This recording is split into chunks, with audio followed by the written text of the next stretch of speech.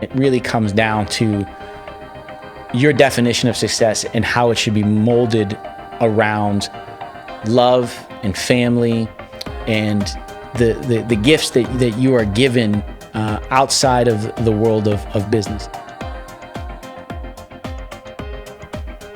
Good morning, good afternoon, good evening, wherever you guys are at. Thank you guys for tuning in to another episode of Succetion, where our purpose is to pay success forward.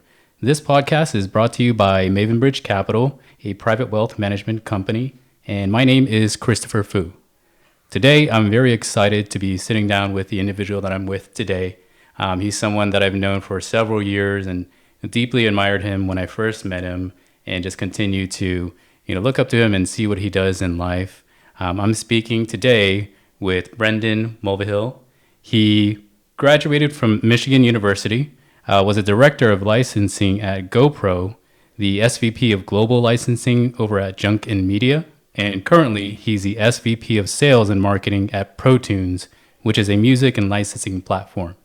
Brendon, thanks for joining today. Thanks for having me, buddy. I appreciate it. No, I really appreciate you. So as far as what you do currently for your career, your job, sales and marketing, looks like you have a very extensive background in that. What do you guys do right now at proTunes? What do you do? So proTunes is a music licensing platform. So we've aggregated about 140 different production music libraries into one platform where you can search and license all of that music in one place. So music is a very fragmented business, and we've been able to put it all together in one spot to make it easier and more efficient to license music from one place. So it's just an efficiency tool as a platform. Okay, so much bigger catalog of music, it sounds like. Yeah, there's about 5 million tracks. Oh, wow. Yeah, so there's a lot. So is this more for, I guess, individuals who want to use music, for artists to get on there as well? It's actually for ad agencies. And so ad agencies, when you hear commercials, there's some type of music in the background. About 80% of the time, it's music that is just background music. So you'll hear stuff that you don't recognize. It just hears like some tunes in the background. That's a lot of the music that we have on the platform. In other commercials, you'll hear major artist tracks and things like that, and we do work with that type of music. But for the most part, it's that other sort of background type music. Oh, okay. Yeah, that's what production music is. Oh, I see. Okay. So in the sales and marketing, you guys go out and basically sell the services, the catalog and everything? Yeah, so we work with the ad agencies to get their folks to use the platform very much as a search engine and very much as a tool to help them track all the licensing that they do and make it easier for their business affairs folks and then the production folks to just go find the tracks. Oh, okay. Yeah. So there's a lot of nuances to licensing music and can be very complicated. Yeah. But we've done our best to make it as simple as possible for you to be able to license a piece of music in one place under one agreement and just be done. And that's it. So it's a really nice tool for ad agencies to use because typically they'll have to go to each individual library, which obviously they can still do. But it's akin to going on to an Amazon or going into a store like Target or any other retailer where you have a bunch of products from a bunch of different manufacturers on one platform. And so it's akin to that, but it's for music. Oh, I see. Okay. So that just makes it much more easier. It sounds like also it's for companies or businesses to go to one spot as opposed to, like you said, different platforms that might have, some tunes and some tunes they don't like. That's right. So it just makes it a simpler process. And so you try to add really great search tools to make it easier for people to find really good music, and you'll be able to do it. Again, a lot of nuances to licensing music, but it really just keeps it to a simple process. Oh, nice. Okay. Yeah. Okay. And so as far as you and what you do, you have a team that you manage? Yeah, there is a team. So we're a smaller company. So we're a startup, and we're about 25 people. And so my team right now is about 6 people. And so we manage, we have some account managers, some direct seller, and some administrative folks that work on our team specifically. And then we have obviously our engineers that are based in actually Germany and the UK. Oh, okay. Yeah. So how old is the company right now, proTunes? proTunes is actually about 7 years old. And I would say it's still in startup phase in the sense that the company spent a lot of time building the product itself, getting the business ramped up. And over the past year, so I've been at the company for a year, and the idea is, okay, how do we grow now? How do we grow that business beyond just what it's been doing over the past few years and really push it out into ad agencies and brands all over the world? Oh, nice. So how does that feel, I guess, to be part of like a startup?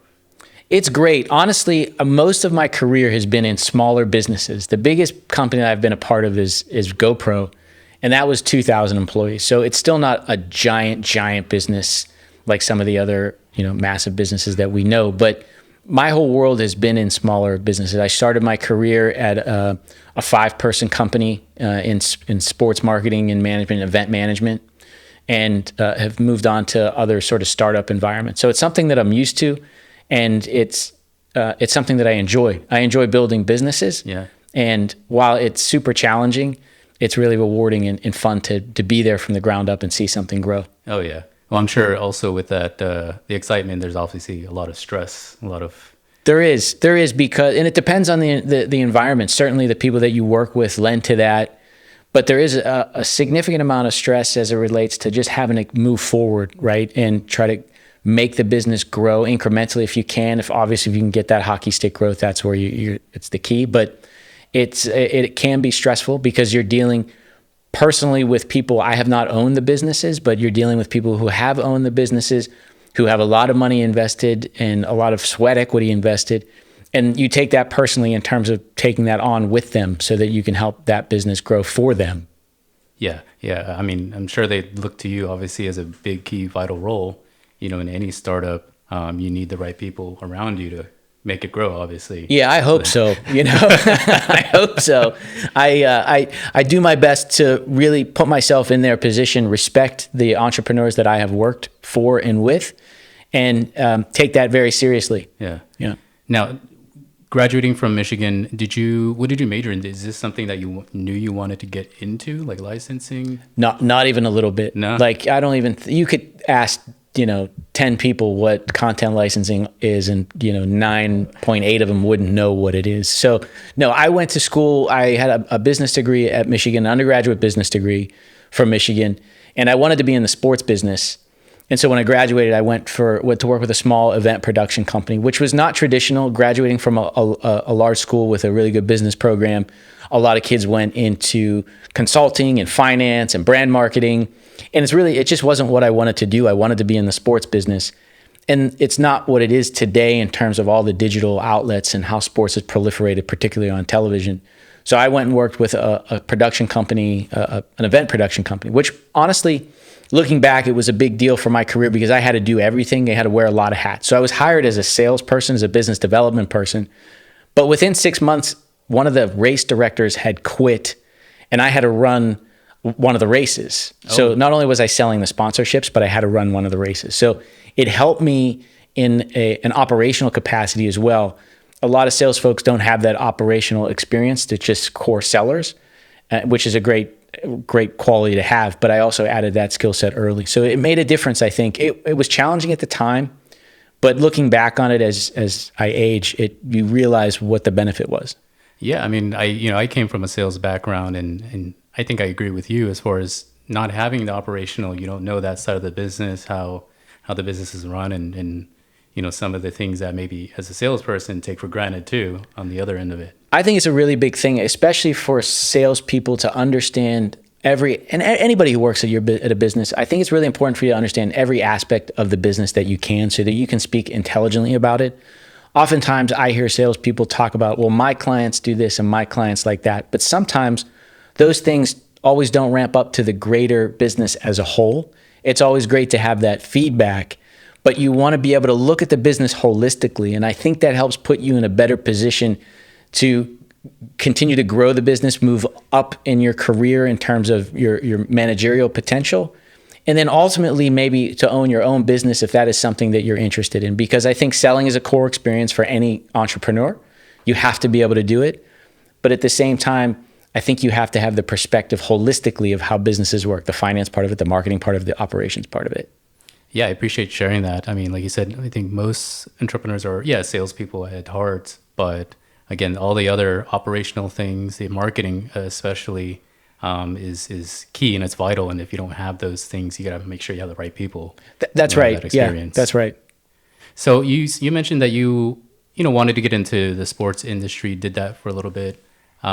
Is that something that you would want to look back at, or I guess go into in the future, or is that something still on your mind? It always is. Yeah. Yeah, it always is. I think when so to go back to your other question, did I ever find my like licensing content, which is not something that people know about, right? To put it in perspective, image licensing or video licensing and now music licensing, that's what I've become an expert at in terms of managing intellectual property and then monetizing those assets.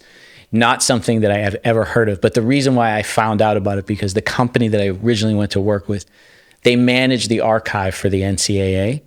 Oh, and wow. so they had all this amazing content of something that I was super passionate about. And that's what took me to that company and down that path initially, because they had amazing sports content that could be licensed out to third parties, whether that was to movies or television shows or to advertisers. Oh, wow. Okay. So you must have been super excited, to have done that. Incredibly excited. Right off the bat. Yeah, we're incredibly excited because I have licensed content from the Masters to Nike, or I've licensed NCAA footage to Buffalo Wild Wings. And so that part of it was super exciting to at least be somewhat still associated with sports. Yeah. And that's why I took that particular role. It has expanded into other parts of the business, but yeah, it was the impetus for at least going to that direction. Now, do you see licensing, as long as you've been doing it now, change over the years? Is it, I guess, simpler, more complicated? I think most people just, don't know what's entailed, right? They don't know that, oh yeah, if you use certain music, you got to make sure you have a license or yeah, whatever. and it has become more complicated with the internet in terms of the creator community and what people can and can't use legally, and understanding all the rights that surround a piece of content. But I think technology has made it so you can get to things faster. You can find content faster for your programming or whatever you're creating. And that has made it so that in many ways it's easier to find the content, but it's still the idea of being able to take something from someone else without the appropriate permissions. That does become more complicated. Obviously, we live in a world where people share content all the time. Right. Yeah. Yeah. So that's, I guess, yeah, I'm curious about that. You share content all the time, but then all of a sudden, maybe that content, there was no intent to have a license, and all of a sudden it becomes big. I mean, can they do anything? Might be a stupid question, but retro, Well, you can. So as a creator, you want to be very careful and understanding of what you're using. Okay. So if it's not yours and it doesn't belong to you and it belongs to someone else, or someone else creates it, you're going to want to get some type of permission for it. Mm-hmm. Okay. Whether that's an official license or it's you reach out and ask for permission. You have to be careful in terms of hey, you want to fair use something. That is very unlikely that it's really fair use, because it's quite complicated.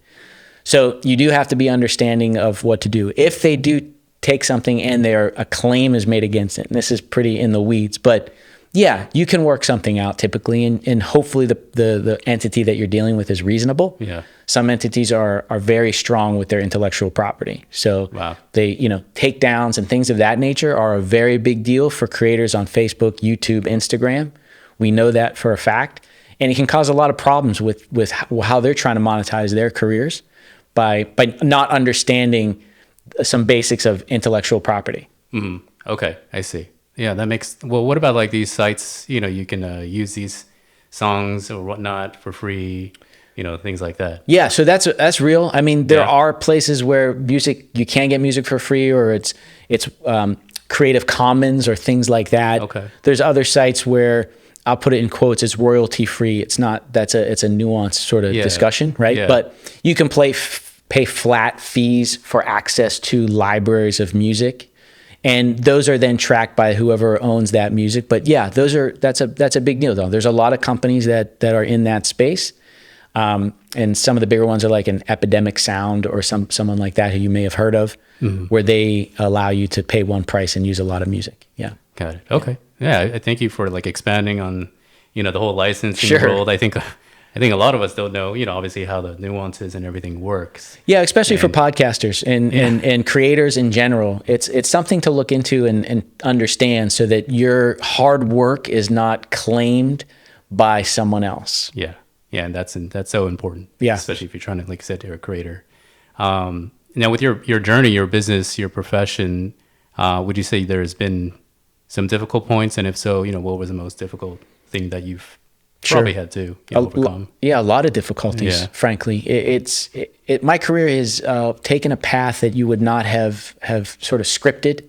And so that comes with its own frustrations in terms of trying to understand where you're at in the world in your career and putting that into perspective, because maybe you're not particularly happy with the exact spot that you're in. And so that is challenging, not always knowing and guiding guiding in the way that you think it should go. And I've had layoffs. I've been laid off. So the biggest challenge is when I was about 30, I was at Idea Lab, and it was in 2008. And if you remember, it was the Great Recession. It was a really rough time. Yeah. And I got laid off from my job because there's startups inside Idea Lab. It was a great place to work, but things didn't work out and I was laid off. And I was out of work for 9 months. Jeez. So as you turn 30, and I was 31 at the time, and you're out of work for 9 months, and my career, again, didn't follow a specific path, it was challenging. I felt very challenged by it and was super stressed out about it. So yeah, that was a tough time for sure. Yeah, that was definitely a tough time, I think, for a lot of people, for sure. I mean, it's kind of different right now. We come out of COVID, and, we went to the little spike recession. We thought there'd be loss of jobs and everything, and now it's just like plentiful jobs. Yes. It's the craziest thing. Yeah, it was different then, obviously.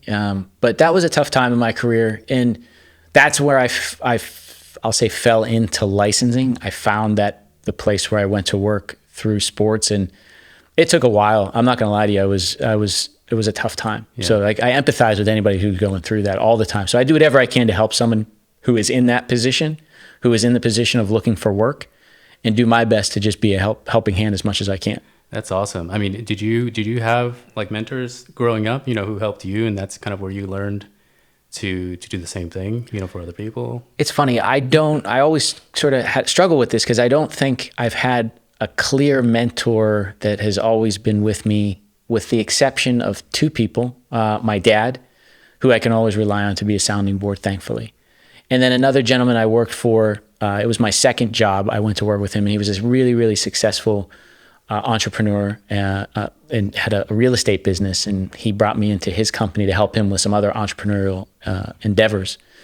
And so those two people, I think I look up to. For the rest of the time, I envy people who have had someone or consistently as a mentor that they can always turn to from a career perspective.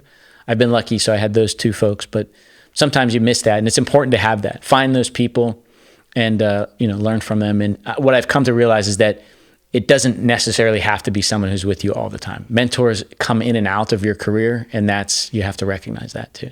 Yeah. Okay. And I'm sure you also take a lot of that into, because you're managing people as well. I do. Yeah. And I find I take managing people extremely seriously and have a great responsibility to serve them as best as I can. And I always talk about that may be at the company that we're at right now, or your next role, and sort of setting you up to be successful there. So that's an important thing for me to be a leader in service and set them up to be successful in anything that they do. I mean, what would you say is the most difficult part as far as the, having to manage people who are dependent on you, obviously, as well, to lead them, right? I guess what's difficult or the thing that you find most hard to do? Managing somebody's expectations and their sort of what their own aspirations are can be challenging, because sometimes those diverge from what is needed at the time and at the company. And so you really have to try to align those things as best as possible in any given time, because you have a responsibility. I feel like I have a responsibility to that person, again, to help them in any way, but you also have a very much a responsibility to the business. Yeah. And so aligning those two things, I think, can often be challenging, but it's doable, but you have to work at it. Yeah. Yeah. I can definitely tell you have a passion for what you do. What would you say, I guess, is the reason for that passion? What is it that you enjoy the most about what you do? I think it's, as far as like the people management part of it, I think it's really trying to be a good person and trying to take other people's, help them in their career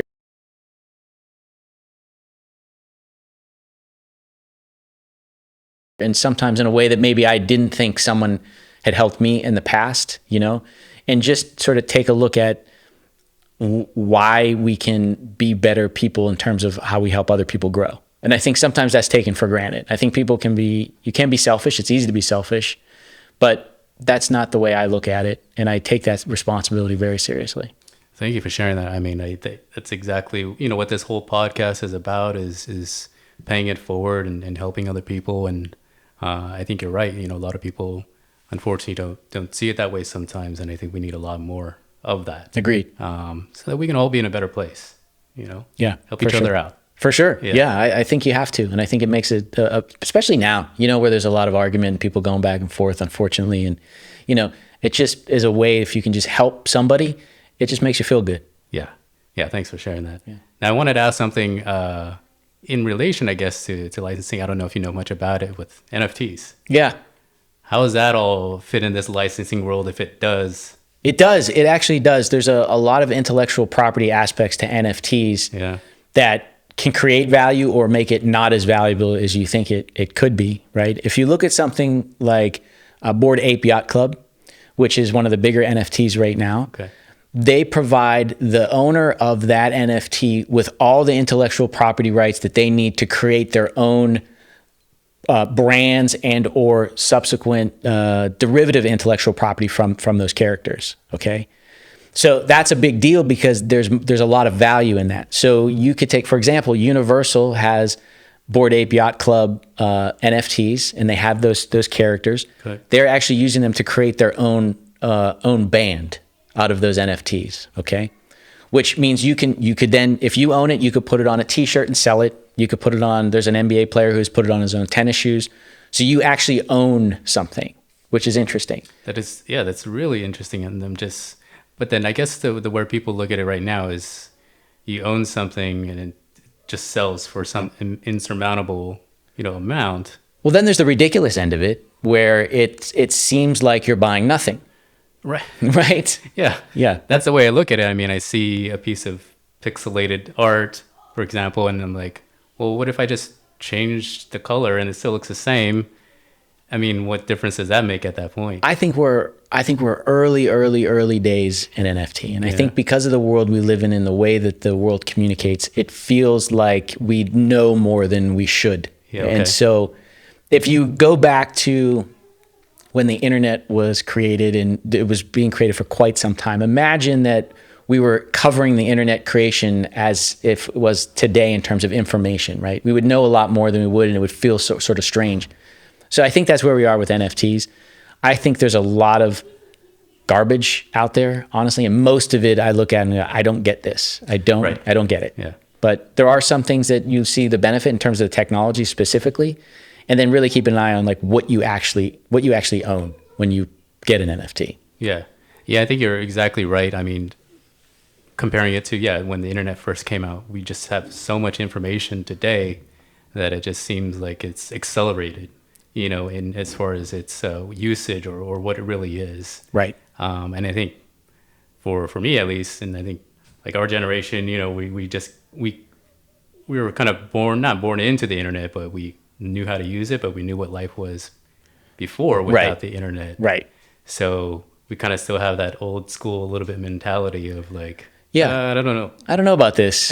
And I still don't know about NFTs, but there will be a lot of value at some point. I just think it's sort of the early days, and the froth will, be gone, and the aspect of the uncertainty will go away. But that's why you have to be very careful. And I don't know who's spending the amounts of money that they're spending on pixelated art. You spend $100,000 on pixelated art. I don't know who can afford that. Exactly. and that's what I mean. Like, well, it's only on my computer. I can see it. Or That's on it. My phone, maybe. That's it. Yeah. Or print it out. There is a company that has a frame that you can put your NFT art in. I think I've seen that. But the unfortunate part is, and then you can resell it, but then the art doesn't leave that frame, and so it means that two people can have it.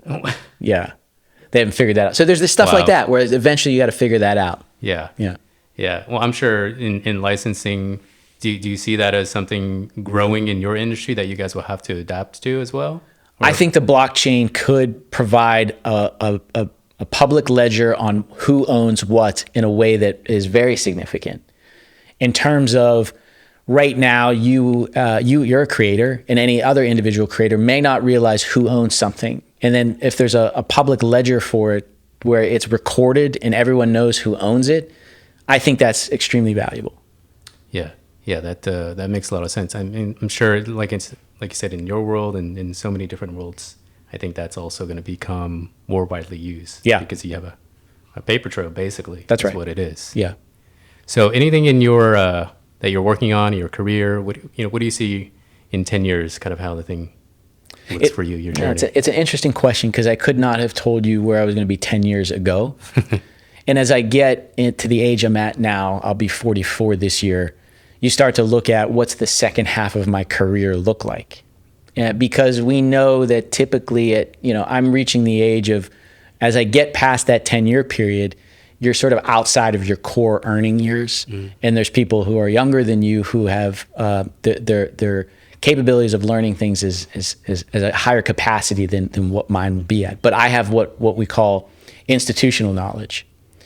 And so you look at, does my career move into something where I'm more of a mentor and helping others with their businesses based on the institutional knowledge that I have.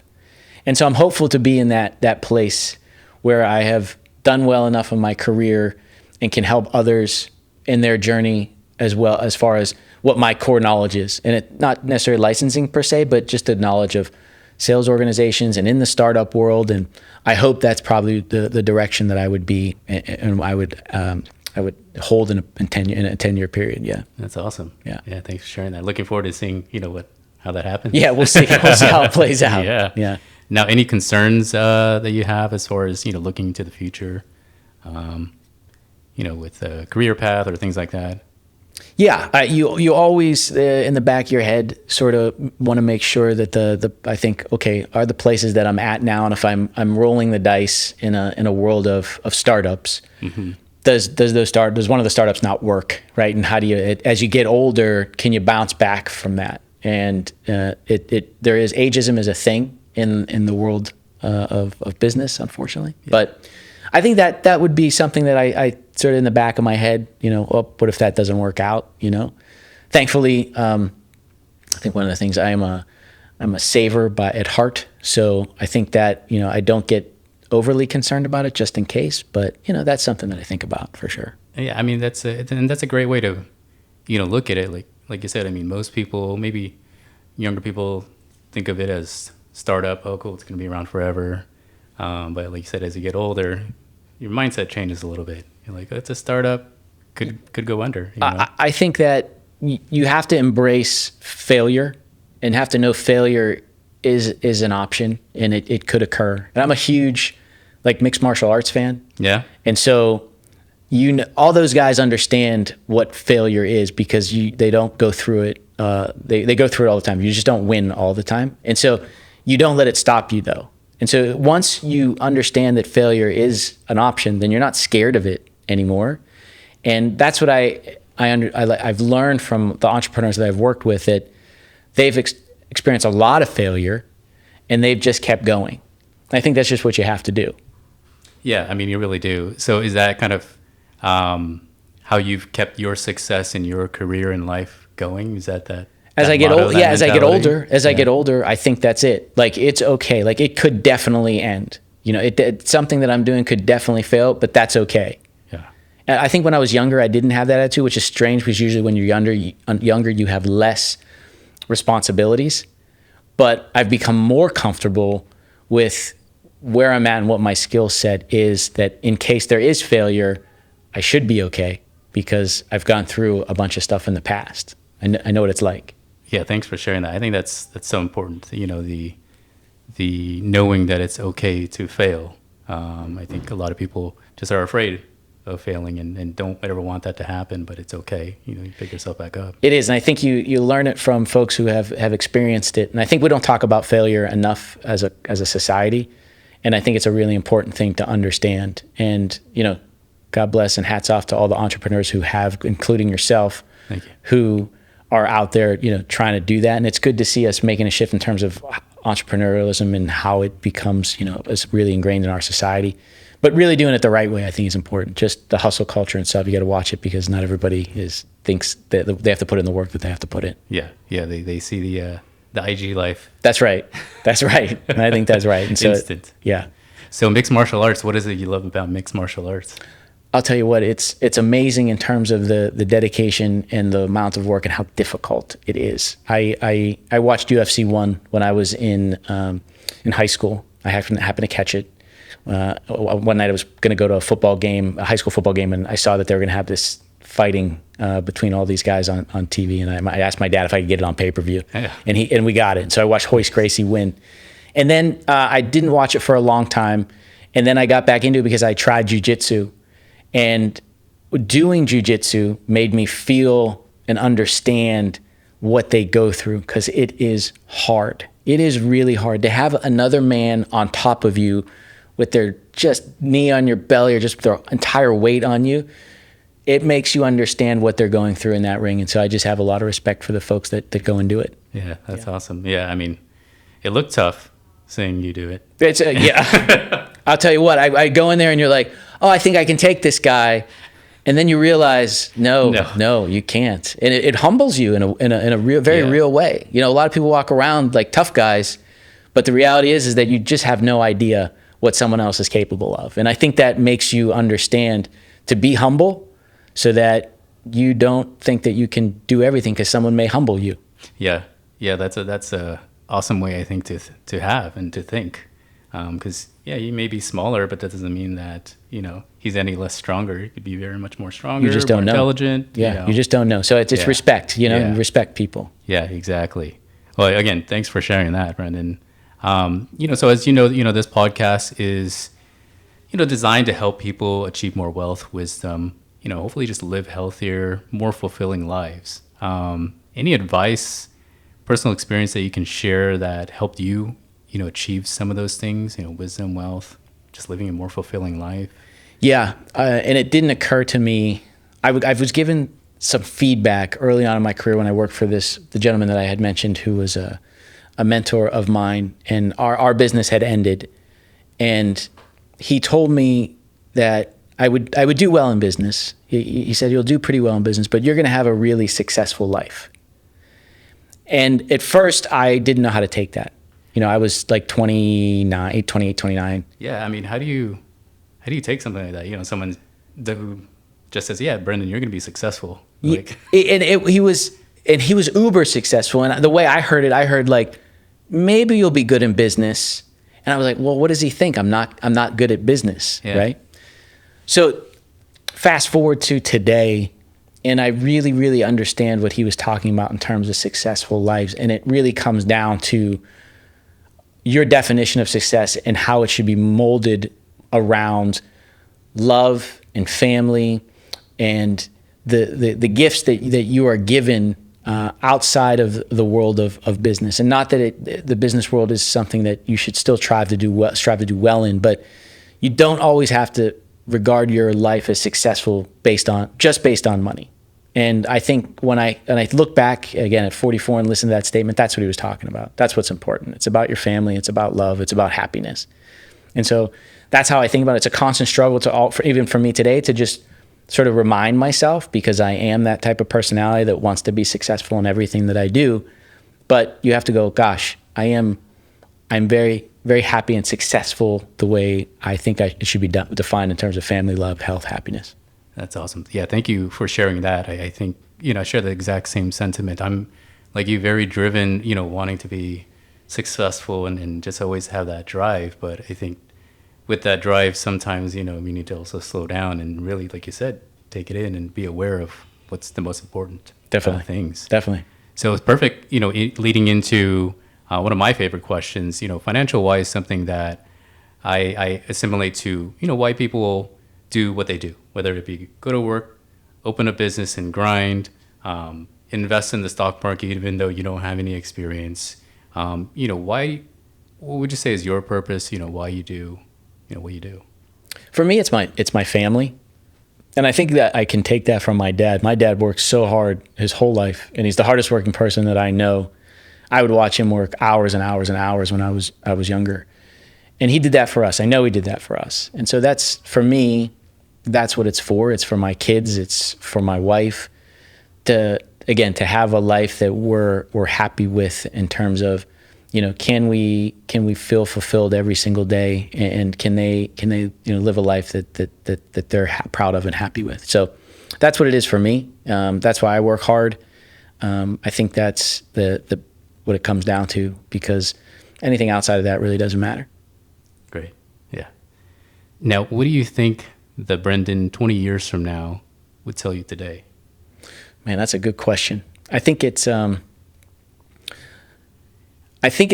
idea that I would probably tell myself even 20 years ago. It's just not to worry. I'm the type of person that can find myself worrying about things. And so with age, you realize that you're going to get through it. Mm-hmm. It's going to work out in some way, and maybe it's not always awesome, but again, you just got to keep going. And so that's what I would say, because even to this day, there's still stuff I think about and worry about, just like anybody else. Yeah.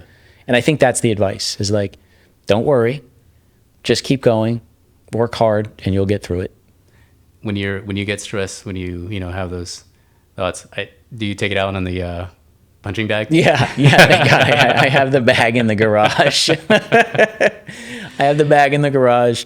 So I do that. I try to exercise every day in some capacity, and meditation helps as well. Yeah. Do you meditate every day?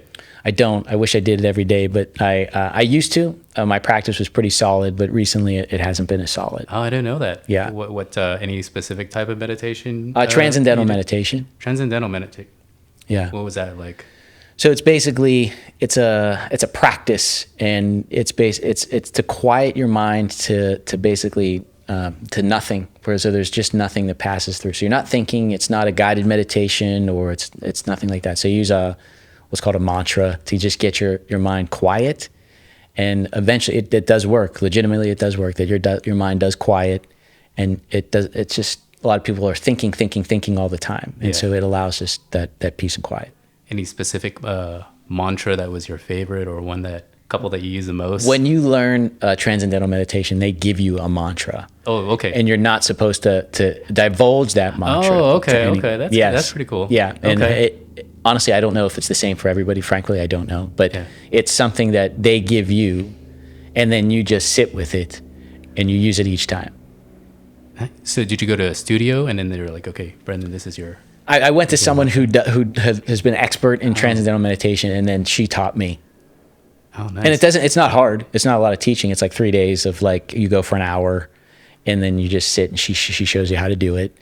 And it's that simple. Yeah. And honestly, the medical benefits they're legitimate. It's noted by the American Heart Association. They use it for children in schools, and it's very legit. Yeah, that's nice. I haven't heard of transcendental meditation. I've heard of just repeating mantras before, but didn't know there was an actual term. There is, for that. Yeah. Nice. Now, I'm sure you already mentioned him, or maybe not. Who's, I guess, the person you admire the most? Oh, it's my dad. Yeah, for sure. Yeah, for sure. He's just a hardworking guy, and the definition of just keep going.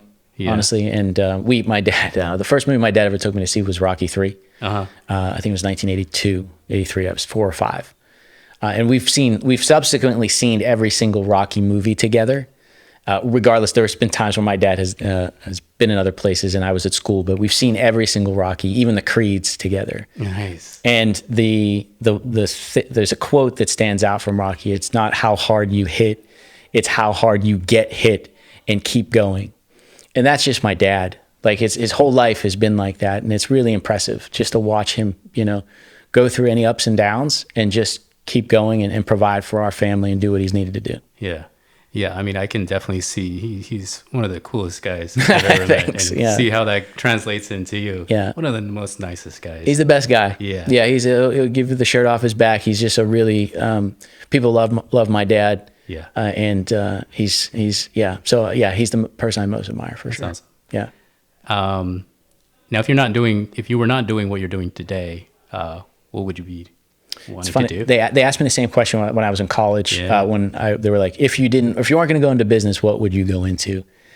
And the answer is still probably coaching or teaching. Coaching. Yeah. Yeah, I think, and they're one and the same for me. I think they would be. I enjoy coaching my children in the sports that they do, and I enjoy teaching and just helping younger people. And I think it's one of the most admirable careers that you can have. And I think it's as hard as it is, as frustrating as it is. Believe me, when you're trying to deal with like 5 and 6 year olds, but sometimes you want to scream. But it's very rewarding. So yeah, that's what I would probably be doing. Nice. Yeah, I'm sure it's very rewarding just to see. Now, would you want to stick with the younger kids or go older? I don't know. I think I'd probably go a little older. I'll be honest. Yeah. I think just that probably that high school age I think is a really important time in your life, and it's probably something like that. Okay. Yeah. Any particular sport? Yeah. Well, if I had sort of learned and played more football, I think football is something that I am connected to. I didn't play in high school, but I always follow the plays and the strategies and things like that. So that's the sport I'm most knowledgeable at anyway. Nice. Yeah. Any daily routines that you typically do to get yourself ready for the day? I go for a morning walk every day. Yeah. And that has increased as I found myself being more sedentary. But I do. So Yeah. I'll get up, we get the kids ready, we get them out the door. And thankfully working from home allows me that time to then go for about a 30-minute walk every morning to just get the day started. Yeah. So this whole working from home, I mean, how has that been with the kids? You guys adjusted now? Yeah, it first, when it first hit and you're home with your kids and have to get to school, it's a bit hectic and chaotic. We're lucky because we have some help from both sides of our family, our parents. So we're very lucky in that way. But I really, really love working from home. I was driving to Culver City, which from where I live in Los Angeles, it's about an hour and 15-minute commute each way. And so that's a lot of time to be in the car. So you got to get in the car early, you got to deal with traffic, you got to get there. Now I have so much more time in my day. I have more time in my day to spend with the kids, to exercise, to be at dinner with them. And it's made my life a lot better. That's awesome. Well, I'm sure that also helps your work life too, just being able, again, to spend more time with the kids. And it does. It does. It just, because it doesn't feel like sometimes when you're at the office and you're just like, I got to get home, or I want to get home, and it sort of tears you away. Then you got to do this thing where you go back and forth and you got to get back on later on. It's not like that. There's a way to integrate your life so that you can function with your family and your work at the same time. And sometimes those things cross over, and that's okay because you feel like you have the time to make it happen. I know some people have a hard time with it and working from home, and I still like the idea of going to an office every once in a while to see people. You miss that, the camaraderie of it. But I just feel like it's been a godsend for me. Yeah. Nice. Now I know you mentioned you would want to do coaching, but you've helped a lot of entrepreneurs, with their business, the startups. Would there be any, I guess, thought of you starting your own business? Has that ever crossed your mind? It crossed my mind all the time. Yeah, all the time. And I look at it as, and I don't know if this is appropriate, but the ultimate success for me would be to have my own business at some point. Okay. And I don't know when that occurs, and I think that, but it's still something that I would love to do. In some capacity. It doesn't even have to be, I don't look at it as like having to create a business that's ultimately huge and then you have a giant exit and that's what success looks like. I don't have that thought. Yeah. That would be amazing. But a lifestyle business that you create for yourself that helps you have the life that you want is also amazing. Oh, yeah. And so I think that's definitely still on the table at some point. Cool. Last question, Brendon. Any life motto, tips, advice, something you go by every day that you can share? I think it's the thing I mentioned earlier, and what I've learned from the entrepreneurs that I have worked for and with is to just keep going. And that is something that I think we all have to really consider, because you can find yourself in tough spots. Mental health is a problem these days, and something that's very top of mind. And it's easy to feel bad and to just get stuck. What can you do to just keep going? What's that next sort of activity to change the energy, to make it change your chi, so to speak? I worked for GoPro, and that's what Nick Woodman would say, the chi. And so I think that's the thing. You just keep going. Try to change the chi, try to change your energy. And the only way to do it, you can't just sit there. You can't just be still. You have to take a step. Yeah. And that will make a difference. Yeah. Awesome. Well, thanks for sharing that, Brendon. Thank you for sharing your time, honestly, with me today. I think just again, seeing your path, just like I mentioned, earlier, you're definitely one of the people I look up to, very solid example, great guy, just a great mentor. I appreciate that. I appreciate that. regard. I'm proud of you, brother, for doing this and doing your own thing. It takes a lot of courage, and I wish you all the success. Thank you. Thank you. Well, hopefully, you'll have a podcast maybe too. Yeah, maybe. Well, we'll look forward to that. Great. Awesome. Awesome. Well, again, Brendon, thank you again for coming on Succession. For you guys, thank you guys for tuning in. I hope you guys enjoy the rest of your morning, afternoon, evening. Thank you very much. My name is Chris. If you guys found this episode of Succession helpful for yourself, or maybe you're thinking of someone that could maybe benefit from hearing it as well, please don't forget to pass it on. The whole point of Succession, and also with success itself, I think we find it more gratifying, especially if we can help others. So again, if you find someone that can benefit from listening, let them know, hey, check this episode out. I think you'll love it. And that's the best way that we can continue to pay success forward. Now, to learn more information about Maven Bridge Capital, please go ahead and visit our website at mavenbridgecapital.com. That's MAVEN, Bridge Capital, CAPITAL.com. You can also follow us on Instagram, LinkedIn, Facebook, and Twitter. Please be sure to check us out, leave comments. We're also continuing to improve and build our firm. So any questions that we can also help you with from a financial advice standpoint, we love to do that as well. Other than that, again, I hope you guys have a great day, and I look forward to speaking to you all again very soon. Thank you so much. Securities offered through Kestra Investment Services, LLC, member FINRA, SIPC. Investment advisory services offered through Kestra Private Wealth Services, LLC. An affiliate of Kestra is Maven Bridge Capital, and Kestra Investment Services are not affiliated. Kestra is and Kestras do not provide tax or legal advice. The opinions expressed in this commentary are those of the author and may not necessarily reflect those held by Kestra Investment Services, LLC or Kestra Advisory Services, LLC. This is for general information only and is not intended to provide specific investment advice or recommendations for any individual. It is suggested that you consult your financial professional, attorney, or tax advisor with regard to your individual situation. Comments concerning the past performance are not intended to be forward-looking and should not be viewed as an indication of future results.